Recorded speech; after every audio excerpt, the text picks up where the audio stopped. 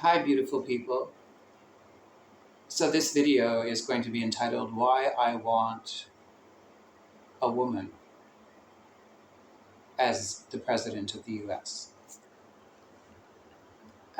Really, I have nothing to say about the matter in terms of any kind of authority. But I was asked this question in a YouTube comment. Someone asked me, why are you sort of prejudiced in favor of a female candidate? I mean, obviously, like what generative body parts you have shouldn't really matter if you're qualified for the presidency, which is true. Um, However, I think that the question of gender and or sex becomes slightly more important when we're talking about a nation like the US, which has never had a female head of state. Um, if we were talking about England, like if you take England as a kind of a sample or kind of microcosmic example of women in politics, I think it's safe to say that there is a lot more equality in England nowadays than you have in the US or even Canada. And this is partly because of the fact that there have been 7 ruling queens, at least. I mean, let's see, there's Queen Maud. We won't count Boadicea and Queen Marcia, but we will count since England was established as a nation. There was Queen Maud, and then there was Queen Mary, Bloody Mary. Um, I think it's okay to count Queen Jane and Queen Elizabeth, and so that's 4. And then there was Queen Anne and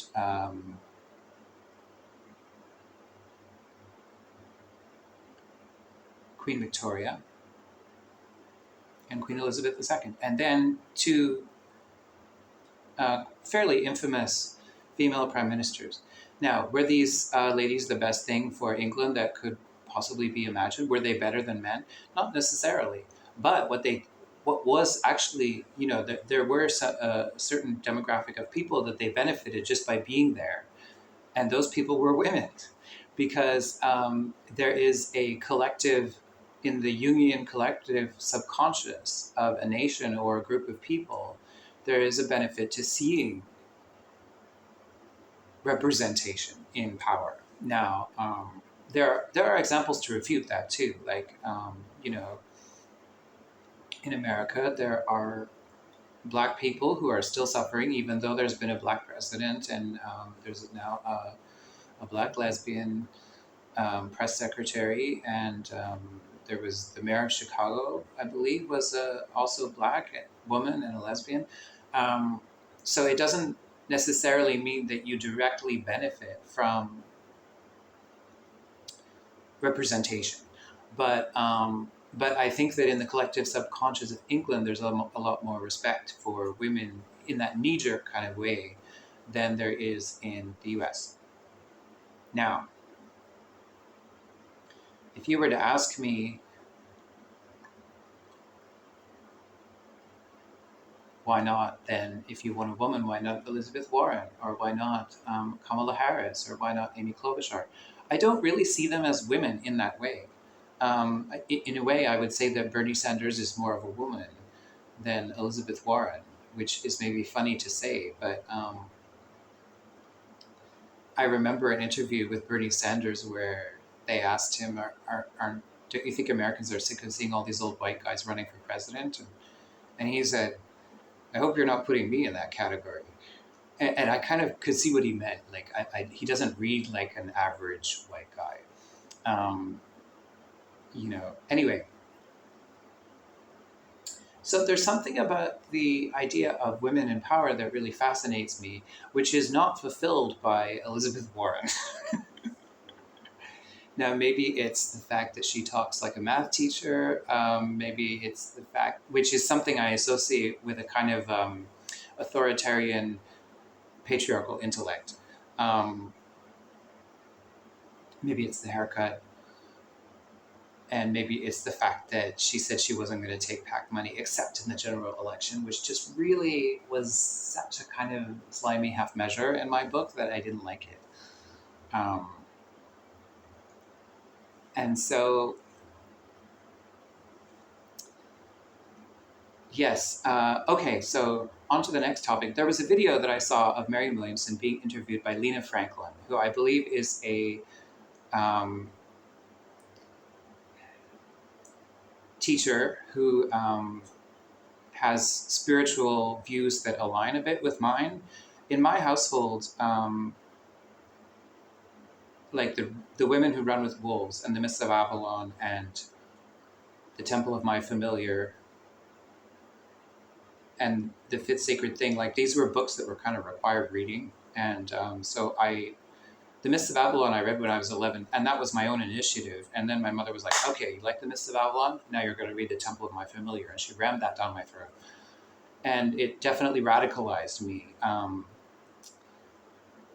in favor of kind of feminine spirituality and also women's rights. And so I find it extremely inspiring to see women in power. And now if we look at US history, like I just encountered a comment on YouTube saying the US is not ready for a woman leader. I mean, was Pakistan ready in 1988? Like, I don't know if that's a legitimate argument. I don't think it could be any more ready, really. Like, I think we're past ready at this point. And Canada, don't start getting all condescending, like, oh, we've had one, because that was by default, and she wasn't a very good one. Kim Campbell inherited kind of the office of Prime Minister when Mulroney resigned. And the first thing she did was order up military helicopters. And her campaign against, when she was running against the Liberal Party, was like she made fun of Jean Chrétien's face and the way that he had a kind of lopsided grin, I think, or a lopsided expression. And her campaign ads were attacking him. So and to me, like, Elizabeth Warren reads the same way, even though she's not that bad, but it's very similar kind of energy, which I would call patriarchal. And I also think the patriarchy is an institution which was formed by men, but it's not just about favoring men, it's also about hurting men in a certain way. Like the way that men are kind of put in the front lines of physical conflict all the time. They're expected to be fighters and always functional and effective, but never lovely, never to be treasured. Save the women and children first. The men can fuck off and die. So, that's also patriarchal, but it's a kind of unfortunate side effect for men as well. Anyway, I am going to, I'm all over the place. I was going to link I'm going to link the Lena Franklin interview because for some reason, it did not do as well as the Alicia Doss interview with Marianne Williamson. And I'm not exactly sure why. If you're using YouTube, there are certain settings that you should have on in advance in order to facilitate your video getting more clicks and views and going viral and stuff. And I don't think it's hashtags, honestly. I have not noticed any difference at all in using hashtags. However, I do notice that if you allow people to use your platform for their own nefarious purposes, it does facilitate your video. So that means you open it up for links. People can post links onto your video, which then is a setting which is hard to find, and also that they can post. You allow all comments, so even offensive comments, and all of that is helpful. The other thing is, if you talk to YouTube creators, they will always tell you to like, share, and subscribe, and they will not usually tell you to comment, but I suspect that like, share, and subscribe is good for their channel, especially if they're earning money. But the most important thing for a video to gain traction is actually, I would say, comments, especially if there's some sort of dispute comment section, because then the video gets a lot of clicks and a lot of traffic is driven there. Anyway, yeah, there was a lot of talk in the Lena Franklin interview with Marianne Williamson about feminine spirituality and solidarity, and Lena Franklin said, "Yeah, we're going to rally the sisters." I have not actually seen her doing that. I have to say, I've been on her Twitter and her Facebook, and I don't even think she shared her own interview. Now, God knows what's going on in her life. Goddess knows, but I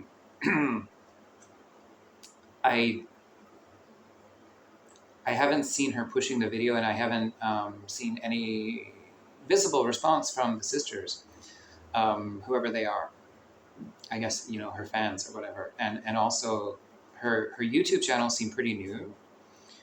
And Zach Leary, the guy from The Last Outlaws, said, "Why is Marianne Williamson going on all these smaller podcasts with only like 100 subscribers?" I suspect that people like Lena Franklin and Alicia Doss have other platforms that they use with a lot of followers, and then they release a video on YouTube as a kind of extra, so people can also watch it, and maybe they're paying to listen somewhere else. I'm not really sure, but I think that those people are probably people that Marianne Williamson knows from the wellness community, and that's kind of why they were getting a bit more preference than The Last Outlaws, which has 30,000 subscribers. I'm really rambling. Anyway, so did I make my point? Why I want a woman in power? Yeah, I think that the U.S. needs to be more balanced than a country like England, and it hasn't been. And if the sister of Kim Jong-un takes over North Korea, then the U.S. will really be behind. Actually, which would be quite embarrassing. I think I think it's already embarrassing. I think it's already kind of shameful, actually. The level of patriarchy and sort of toxic masculinity that I see promulgated in U.S. culture, and also even just in the media.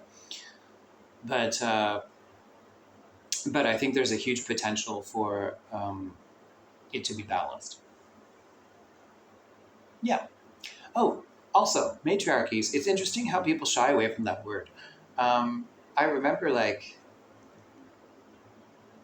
I've seen a lot of progressives who they'll talk about women's rights, and then as soon as there's some pushback, like, well, what about men? Then they go, oh, well, of course we love men, or whatever. And we wouldn't want to slide into a matriarchy, because that would be, what, horrible? We've never had one. How do we know? Yeah, so anyway, I'm going to link Lena Franklin's video. I am going to use hashtags, even though I don't think they work. And if you get a chance to watch Lena Franklin's video, do, please, because it's good. Especially if you're someone who is interested in, if like me, you have read books like The Women Who Run with Wolves and The Mists of Avalon and Temple of My Familiar. If you are kind of like someone who has consumed a lot of books about feminine spirituality and witchcraft and paganism, or that kind of